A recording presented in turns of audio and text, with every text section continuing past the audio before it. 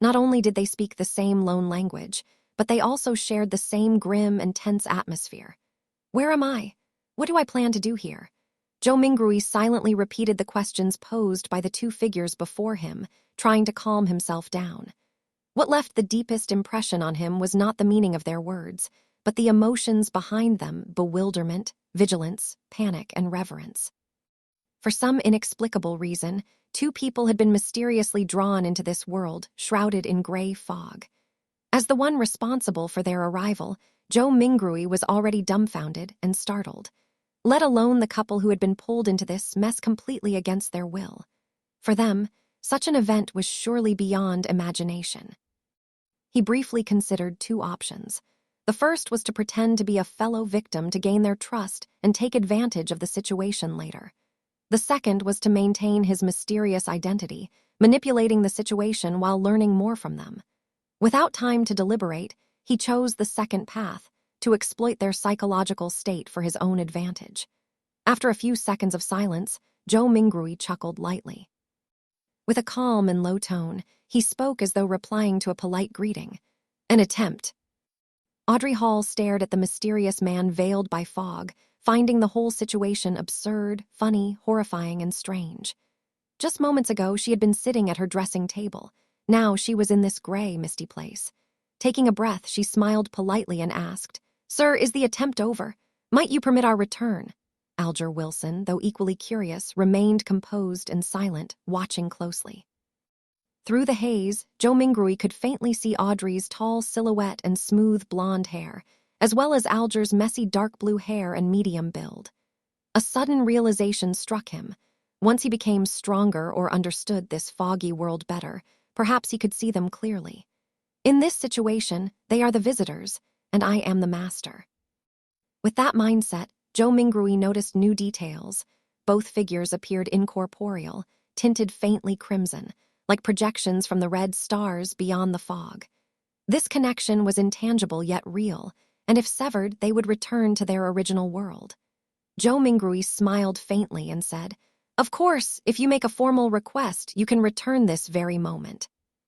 Hearing no malice in his tone, Audrey relaxed. Instead of leaving, her curiosity took over. Her green eyes gleamed as she asked, "This is such a wonderful experience. I've always hoped for something like this. Sir, what can I do to become a Beyonder?" Good question. I'd like to know that too, Zhou Mingrui thought, masking his uncertainty. As he pondered how to maintain his mysterious air, a sudden thought crossed his mind.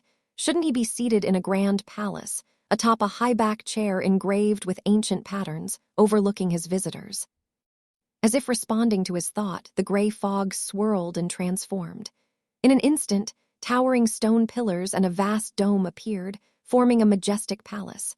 A long bronze table materialized, with 10 high-backed chairs on each side and 2 at either end, each faintly glowing with crimson constellations. Audrey and Alger sat opposite each other beside the seat of honor. "How fascinating!" Audrey murmured in awe. Zhou Mingrui, maintaining composure, rested his hand on the bronze table. Alger, after examining the surroundings, broke the silence and said, "If you want to become a Beyonder, join the church's Evernight Goddess, Lord of Storms, or the God of Steam and Machinery. Beyonders are rare now, but they still exist in courts and execution agencies, though fewer than in the early Iron Age." Zhou Mingrui listened attentively while pretending disinterest. He recalled that the Iron Age referred to the current 5th epoch. Audrey sighed. "Mister, I know all that about the Nighthawks, mandated punishers, and machinery hivemind, but I don't want to lose my freedom." Alger gave a low laugh. "You can't become a Beyonder without sacrifices. If not through the churches, seek royal families, ancient noble houses, or risk dealing with secret organizations." Audrey frowned. "Are there no other solutions?" After a pause, Alger looked toward Zhou Mingrui, still silent, before saying, "I have 2 Sequence 9 potion formulas."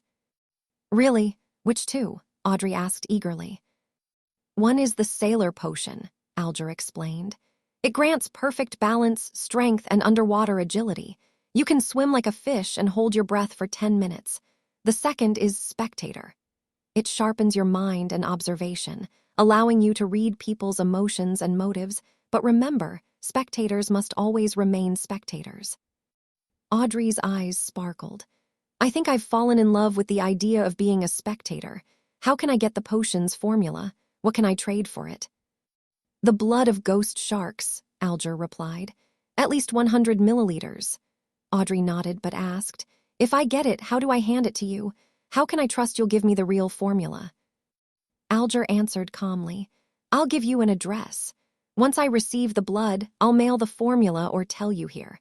You can rest assured under the witness of this mysterious sir. Both turned to Zhou Mingrui, seated regally at the head of the table. Sir, please be the witness of our trade, Audrey said earnestly. Then, as if remembering her manners, she added, Sir, how should we address you? Zhou Mingrui tapped his fingers thoughtfully, recalling the results of an earlier divination. Leaning back with a faint smile, he said softly, You can address me as the fool.